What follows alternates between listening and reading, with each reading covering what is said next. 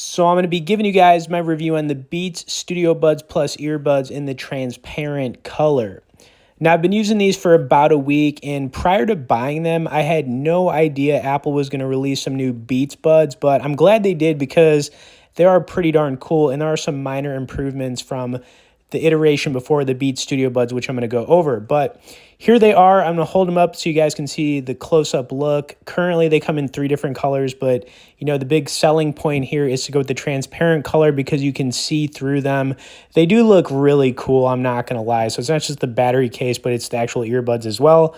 Okay, so on the flip side, we've got the regular Beats Studio Buds that come in a bunch of colors. I've owned them in red for, I want to say, like a year and a half to 2 years.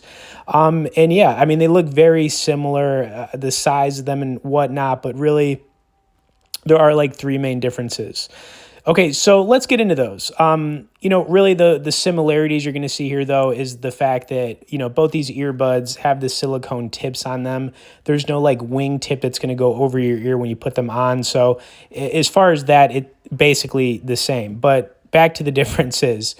So the battery life on the Beats Studio Buds Plus is actually significantly better. And I haven't experienced that yet because I just really started using these, but they do hold their own pretty well.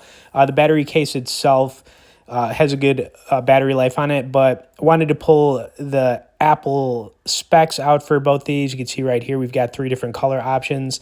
Now, the color options are a bit limited here, but what they did with the regular Beats Studio Buds was they added more colors as time went on, so I'd expect to see the same thing here. All right, one of the other differences is the sound quality on the Beats Studio Buds Plus. Now, I wasn't sure if this was going to be a big deal, but I got to say they are a bit louder than the regular Beats Studio Buds. And of course, the technology on them is going to be a little bit newer, so it's a little bit better improved there. But last thing is really the price point on these. So the regular Beats Studio Buds you could find online if you're not buying them on Apple for between like $100, $130. Going with the Beats Studio Buds Plus, going to be a little bit more expensive, anywhere from like $160 to $170 plus some tax. But yeah, honestly though, for me, you might actually be better off just saving that money, just going with the regular Beats Studio Buds. But if you want to save like $30, I mean, they are obviously very similar. So the next thing I'm going to do here is just run some of the audio so you guys can hear it because they are pretty loud, so let's just do that for a second here.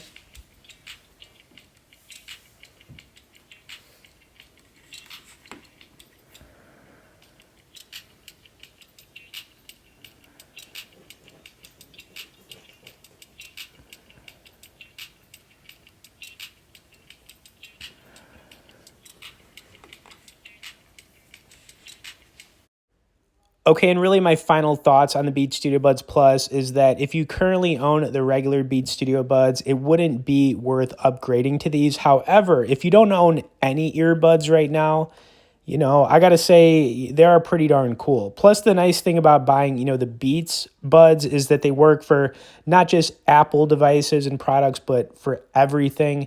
The Apple AirPods only work for Apple devices, but the Beats Studio, really anything Beats related is going to work for just about everything.